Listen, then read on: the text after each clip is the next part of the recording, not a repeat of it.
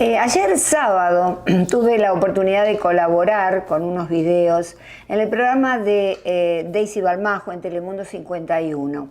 Me pidió Daisy hablar sobre el Alzheimer y realmente me interesó porque en realidad es un tema que no corre popularmente.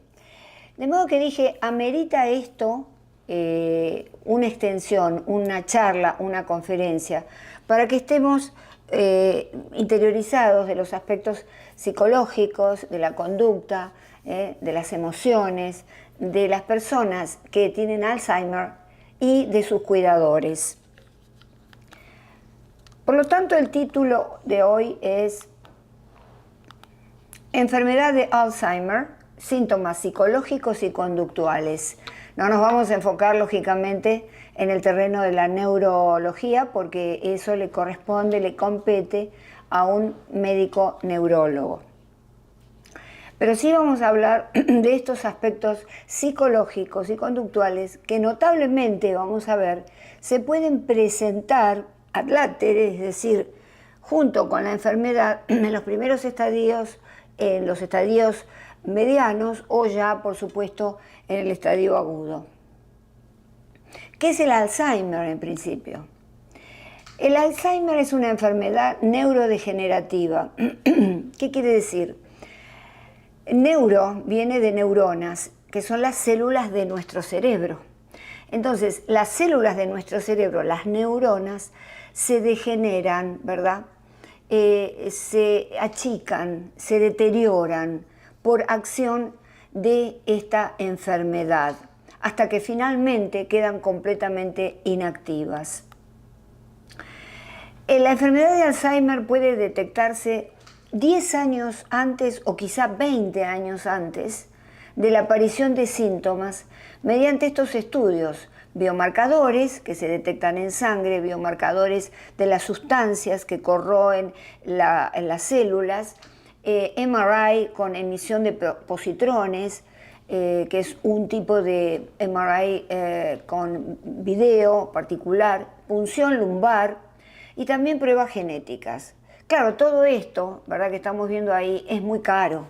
Entonces, una persona que tiene el padre que murió de Alzheimer o la madre o algún familiar y quiere hacerse estos estudios, todavía no están al alcance de todo el mundo, ¿verdad? Salvo en contadas oportunidades. Pero los estudios ya están indicando que viene para el futuro cercano la posibilidad de que todos se puedan hacer estas pruebas. ¿Cuál es la prevalencia mundial? 6,7% de la población mundial mayor de 65 años padece Alzheimer. Es la séptima causa de muerte luego del accidente cerebrovascular y del cáncer. ¿Cuál es la prevalencia por raza? Acá viene una sorpresa. Los latinos tenemos 1,5 veces más propensión que los blancos a contraer la enfermedad. Por ejemplo, las personas con síndrome de Down, en un 50%, desarrollarán Alzheimer alrededor de los 50 a 60 años. ¿Cuál es la prevalencia por género? Nosotras, las mujeres, somos 2 veces más propensas que los hombres. ¿Cuáles son las causas? Combinación de factores genéticos, neurológicos, ambientales, psicológicos y, por supuesto, la edad en la presentación típica del Alzheimer. No tiene cura. La detección temprana es fundamental. ¿Para qué? Para poder paliar los síntomas, que dure un poco más años, y también para ir preparando a la familia y al paciente, porque hay un deterioro cognitivo progresivo, para que pueda preparar sus papeles, para que pueda dejar, digamos, el manejo de sus bienes a las personas más cercanas. La progresión es después del diagnóstico, 3 a 11 años pueden llegar a vivir, pero va a depender de los cuidados paliativos, va a depender que la prevención haya sido temprana, lo cual es una paradoja porque parece que podemos prevenir tempranamente a través de estos estudios indicados, pero que son muy caros. Entonces vamos a ver si destejemos esa paradoja en un futuro cercano. ¿Cuál es la presentación? Atípica, de comienzo temprano, menores de 60 años, y típica de comienzo tardío, mayores de 65 años. Vale decir, la atípica constituye del 10 al 20% nada más de todos los casos de Alzheimer que conocemos. Es muy raro, muy extraño que una persona de 30, 40, 50 años pueda contraer Alzheimer, pero hay una prevalencia bastante corta, disminuida, pero existe. Acá viene algo que me interesa mucho. El Alzheimer es la principal de las demencias. Porque muchos dicen, pero ¿cuál es la diferencia entre Alzheimer y demencia? No hay diferencia. El Alzheimer es una demencia, porque la demencia es un gran paraguas que tiene justamente varios tipos de manifestaciones o de demencias. Acá están, demencia con cuerpos de Lewy, que son unas estructuras que provocan el daño en las células cerebrales, demencia vascular, que bueno, digamos están obstruidos esos vasos sanguíneos que van al cerebro, demencia frontotemporal exclusivamente, demencia mixta, por supuesto enfermedad de Alzheimer. La demencia mixta es que a veces las personas con Alzheimer pueden tener, y esto hay una prevalencia alta, demencia vascular, porque como siempre, en todos los cuadros psicológicos hay comorbilidades coexistentes, es decir, podemos hacer un diagnóstico diferencial, diferenciarlas de otras enfermedades, pero pueden convivir también con otros cuadros. El doctor Alois Alzheimer en 1906 recibió una paciente que le inquietaba mucho, porque los síntomas que tenía en ese momento eran extraños, era pérdida de memoria, problemas de lenguaje para hablar, y conducta impredecible. Cuando esta señora fallece, porque obviamente estaba padeciendo lo que después se llama, a partir del doctor Alzheimer, enfermedad de Alzheimer, realiza una autopsia y extrae una muestra de tejido cerebral de esta paciente y descubre que allí descubre las dos principales causas. Y ahí, a partir de ese momento, comienza a conocerse la enfermedad. Las características principales, ¿cuáles son? Y ¿qué van a ver ustedes ahí? Ese es un tejido de células, un conjunto de células neuronales, todo lo que está en azul. Las células neuronales, ustedes saben que juntas forman un tejido que pasa señales químicas y eléctricas entre sí, ¿verdad? Es como un cableado eléctrico, ¿verdad? Por eso tienen que estar libres todas esas avenidas de salida y entrada de datos del medio ambiente, del ambiente interno, pero también va y viene de la célula a los músculos del cuerpo y a los órganos del cuerpo. Entonces, Alzheimer descubre una de las principales características.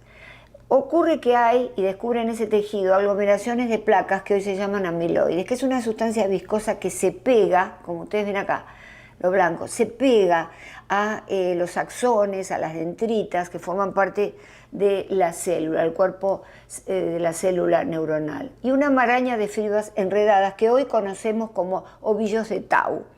Entonces, vale decir que entonces la segunda característica es una pérdida de conexiones neuronales. Claro, porque ¿qué sucede? Se llenan de estas placas amiloides, de estos ovillos de Tau, y la célula no puede recibir, emitir ningún tipo de información.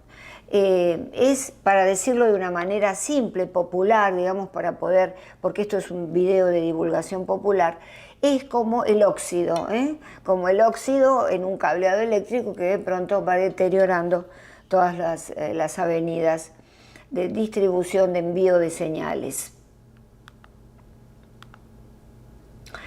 Aquí vemos un corte sagital de un cerebro. En la parte izquierda está el cerebro sano. Miren lo que es el cerebro con Alzheimer. Se va achicando, porque la célula se va achicando, se va contrayendo. Entonces se va perdiendo todo ese tejido que sustenta el cerebro sano a través de su comunicación. Ahora, ¿cuáles son los síntomas generales del Alzheimer? El Instituto Nacional, acá en Estados Unidos, sobre envejecimiento junto con un artículo muy interesante que estuve leyendo, y les dejo la referencia a las fuentes para que ustedes también, si están interesados, los busquen. Este artículo de la Universidad Gregorio Marañón, allá en Madrid, habla de los síntomas psicológicos conductuales de la demencia, que dio origen justamente al subtítulo de esta conferencia. Lo pueden encontrar en la revista Neurología del 2012. Entonces, extraemos de todas estas investigaciones que la pérdida de memoria declarativa a corto plazo es, digamos, la causa fundamental, es el síntoma más relevante. Declarativa a corto plazo, ¿qué quiere decir? Ya no se acuerdan lo que hicieron el día anterior. No es que no me acuerdo ayer a qué hora llegué a tal lugar, sino que borran el suceso del día anterior, no se acuerdan más. Y porque una cosa es de pronto olvidar un detalle y otra cosa es olvidarse el día completo, ¿verdad? Luego tenemos otros síntomas, agitación motora.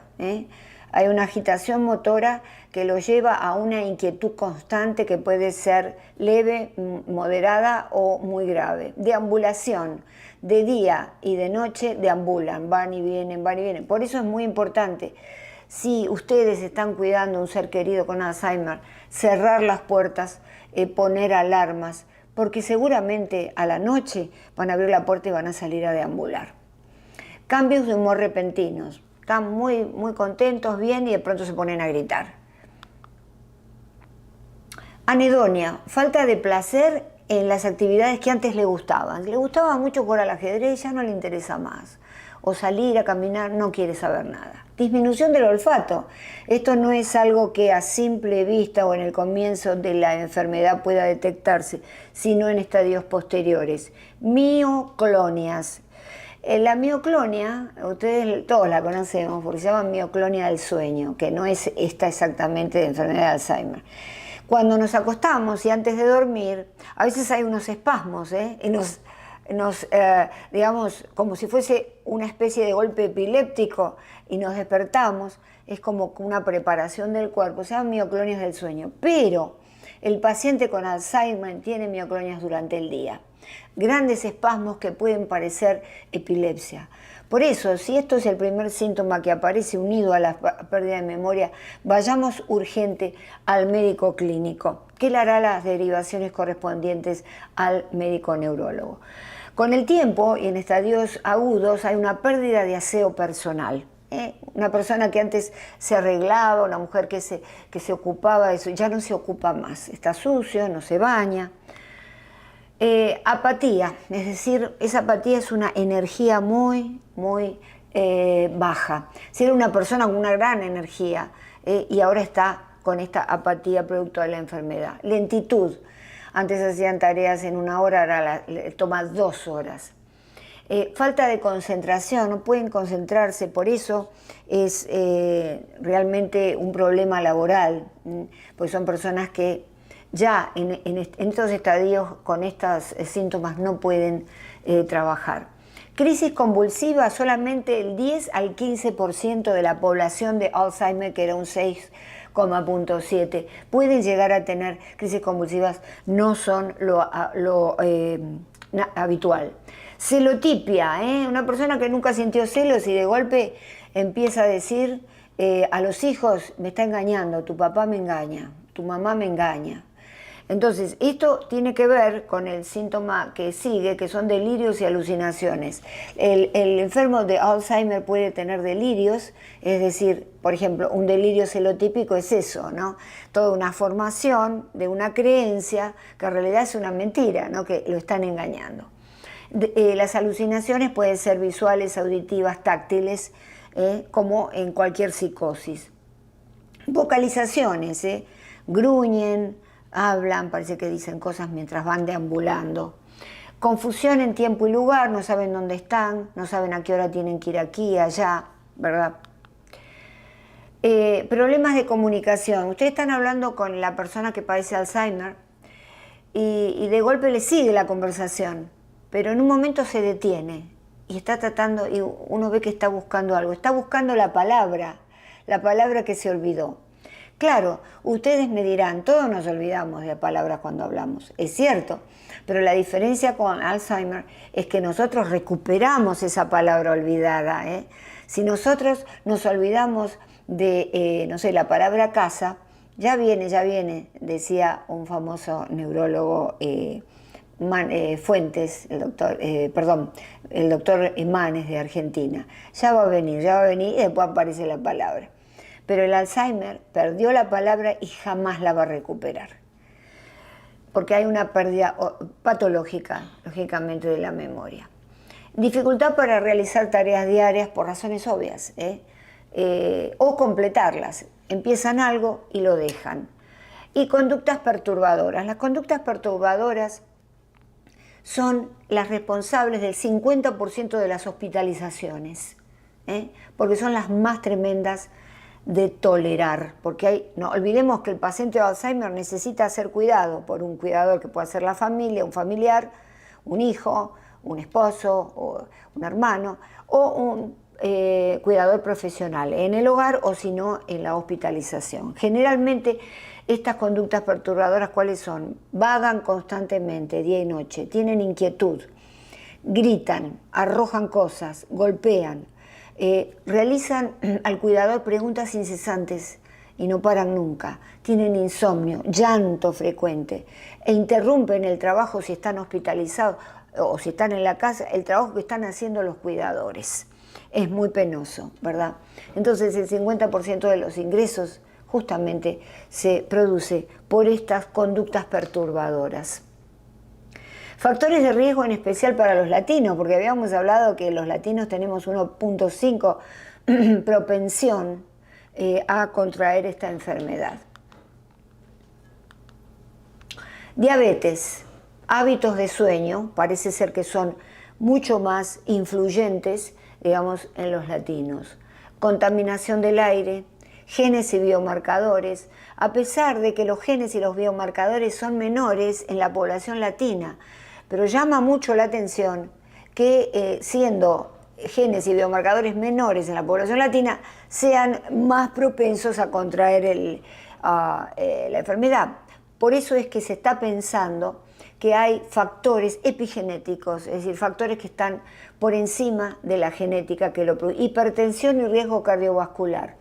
Hay un médico que nos indica, y ahora le vamos a ver el nombre, justamente que hay que mirar el cerebro, pero si queremos anticipar la enfermedad de Alzheimer, tenemos que mirar el riesgo cardiovascular y la soledad. Y entonces yo hago esta interpretación, ¿por qué para los latinos es más? Si bien esto puede estar ocurriendo en los blancos también, pero los latinos venimos a otros países. Este es un estudio que se hizo en México, en la ciudad Star, que está en la frontera México-Estados Unidos, en donde la mayoría de las personas, el 66%, han desarrollado, mayores de 65 han desarrollado Alzheimer. Entonces ahí empezó todo esto de por qué los latinos, y hay un estudio que vamos a ver ahora que se está estudiando mucho. Entonces decía que venimos y estamos solos, ¿por qué? Porque dejamos personas que amamos atrás. Entonces la soledad nos puede llevar a comer en demasía. Se dice que los latinos, en particular los argentinos, venimos delgados y nos ponemos gordos. Porque claro, acá la comida, cuando uno está fuera del país, viene a ser una especie de consuelo, una especie de defensa. Se come más y entonces se produce diabetes, colesterol, hipertensión y el riesgo cardiovascular, porque la soledad trae estrés. Vienen muchas veces a hacer trabajos que en sus países no hacían, y entonces se sienten mal.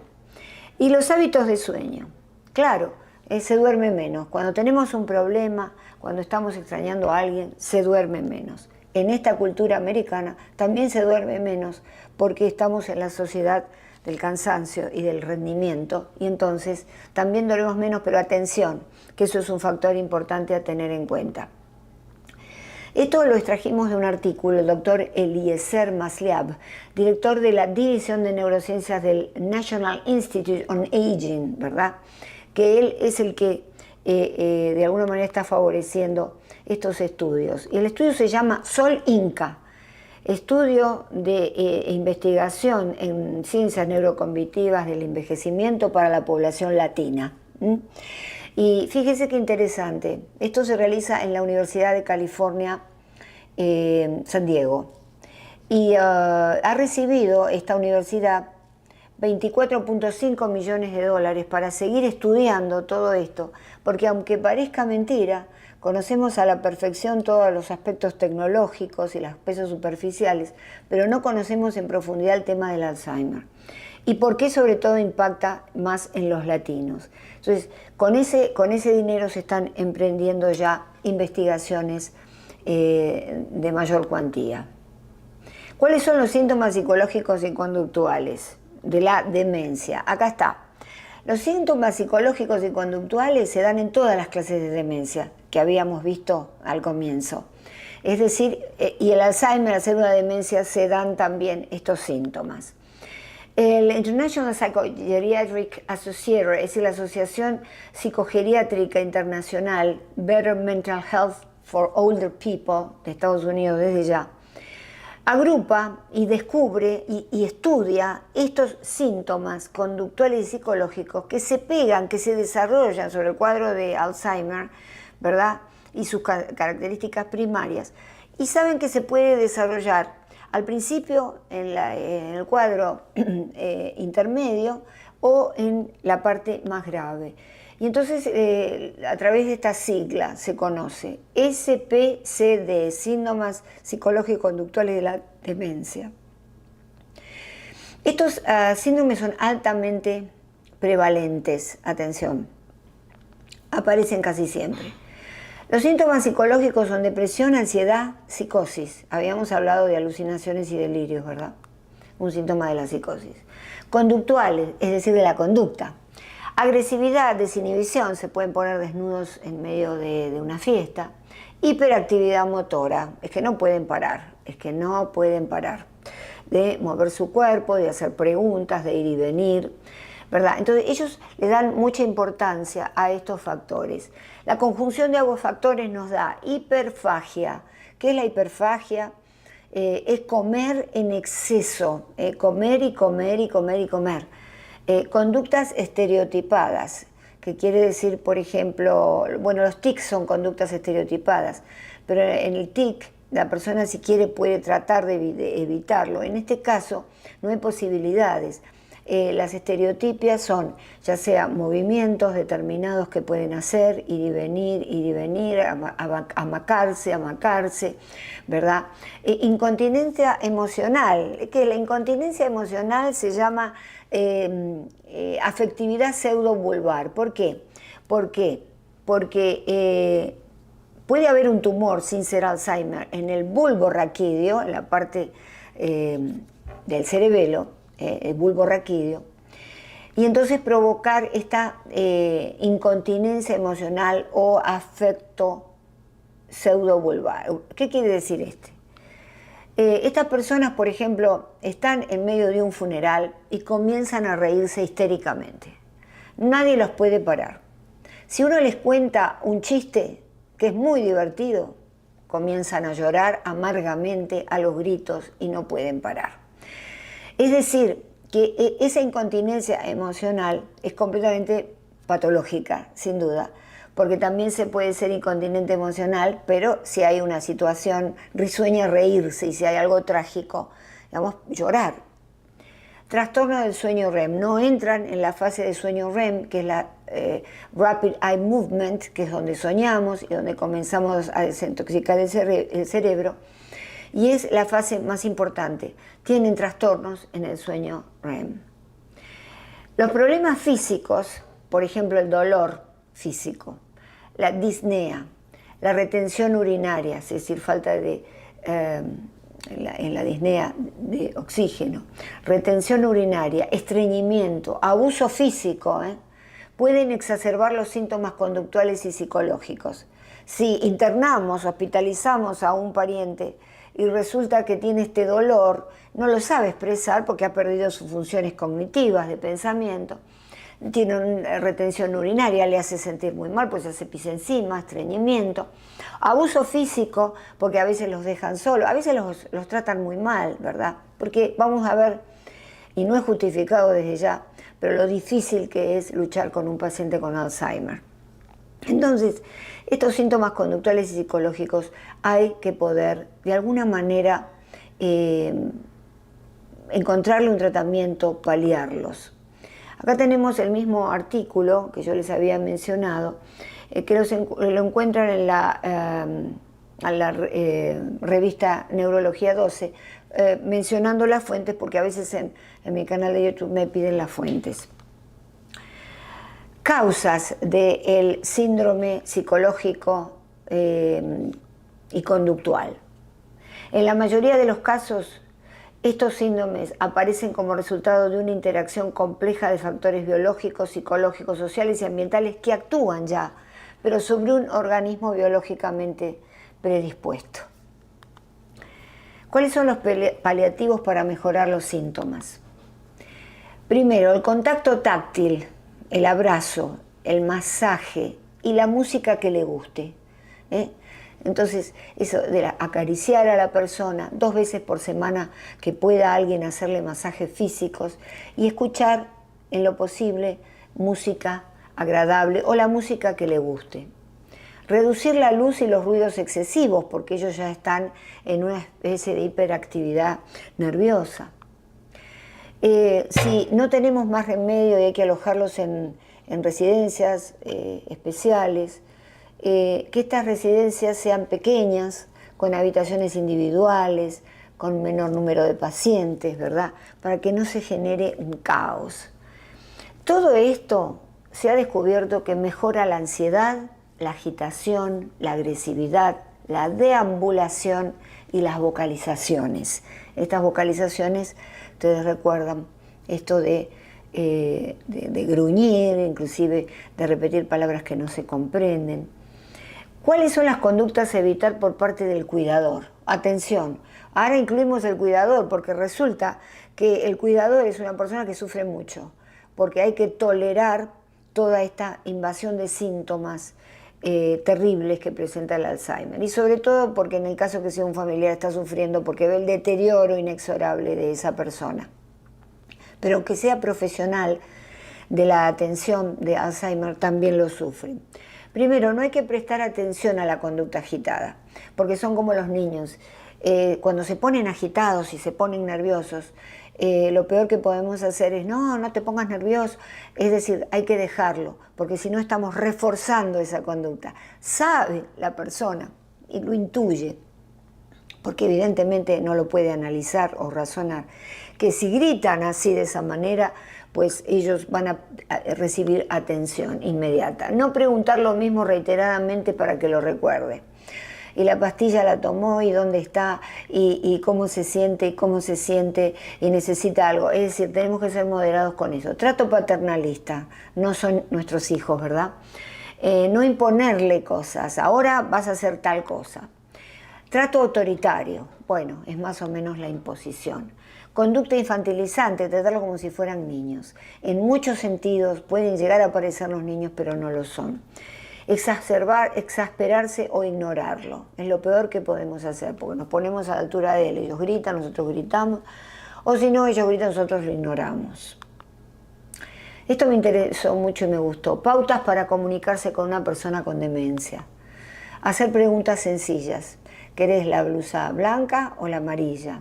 No complicarle con más información. No intentar razonar ni discutir. No pueden razonar. Tienen un impedimento, tienen un deterioro de su corteza prefrontal, cognitiva. Utiliza lenguaje simplificado, lo más simple que puedas. No hables delante de él o de ella como si no estuviera. Estoy cansada porque me está molestando, no tolero todo lo que está haciendo. Aparece alguien y me pongo a hablar como si no existiera. No hay que hacer eso. Nunca le digas, ya te dije, te lo dije, ¿por qué lo hiciste? no lo van a comprender y se van a poner más nerviosos. Cambia el no puedes por haz lo que puedas. Y esto me parece un hallmark, es algo muy bueno, no solo para el cuidado de la persona con Alzheimer, sino también para los niños. Nunca decir no puedes, sino haz lo que puedes. O ¿por qué no pudiste hacer tal cosa? No, decirles, bueno, la próxima vez haz lo que puedas. No te enojes ni le grites, desde ya esto es ocioso decirlo, pues no vamos a lograr nada, sino que vamos a empeorar la situación. El cuidador también necesita cuidarse. Atención, para que haya un equilibrio entre el Alzheimer y los cuidadores. ¿Por qué? Porque el cuidador desarrolla depresión. 50% de cuidadores tienen depresión clínica o subclínica. Si tienen genética, parientes pueden desarrollar una depresión de cuidado, una depresión mayor, y el estrés. Entonces es importante que visiten grupos de apoyo, que se turne, no una sola persona esté cuidando siempre al mismo, sino que haya turnos. Tiene que poder ir a un psicólogo, atenderse, porque debe desintoxicar nuestro cerebro. Es como nuestra psiquis, es como una bolsita que le vamos depositando mucho. Si le depositamos demasiado se rompe y entonces entramos nosotros en enfermedad psicológica o física. Entonces vamos a tener mucho cuidado y propiciar esta conducta en nosotros si estamos cuidando a un ser querido. Los síntomas conductuales y psicológicos de demencia no han sido bien caracterizados y su tratamiento se conoce poco. Increíble que todavía no haya un tratamiento. Si hay un tratamiento desde ya farmacológico, desde ya, ¿no es cierto? Se trata desde el punto de vista neurológico, pero estamos hablando de estos signos psicológicos. ¿Cuánto hay por hacer? ¿Cuánto hay para poder derivar dinero para estos estudios importantes, ¿verdad? Aquí esto fue extraído de un artículo escrito por Jubin Huang, Departamento de Neurobiología de la Universidad de Mississippi Medical Center. Vale decir, hay cosas que podemos hacer cuando llegamos a los 60 años. En principio, estudiar algo nuevo, jugar ajedrez, el desafío de hacer cosas que nos cuesta. Cuando empieza a doler la cabeza es porque estamos entendiendo y estamos razonando algo nuevo. Entonces mantenemos las neuronas, generamos nuevas neuronas. Actividad física y una dieta sana. Eso es muy importante, inclusive en los primeros estadios, cualquier neurólogo le va a decir en los primeros estadios del Alzheimer, esto es importante. Pero antes que aparezca esto o evitando que aparezca, debemos mantener nuestra mente en movimiento. Se habla tanto de los gimnasios hoy en día. Está bien, llevemos el cuerpo al gimnasio, pero hay que llevar el cerebro al gimnasio también, a través de el estudio o de actividades que realmente sean nuevas y nos representen un desafío. El Alzheimer borra la memoria, no los sentimientos.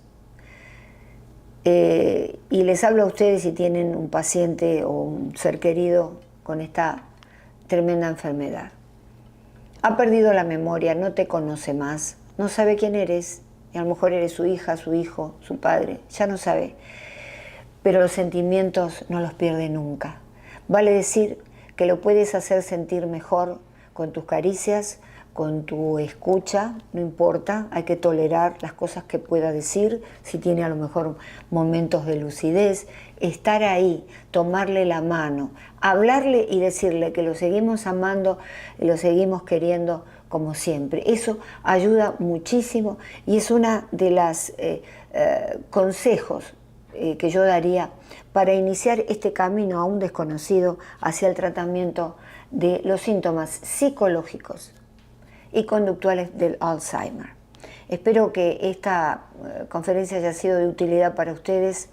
Es una conferencia, por supuesto, divulgativa, no es una conferencia de referencia exclusivamente para que ustedes puedan consultarlo a su vez con un médico psiquiatra y a su vez también con un médico neurólogo, en el caso que estén transitando este tema.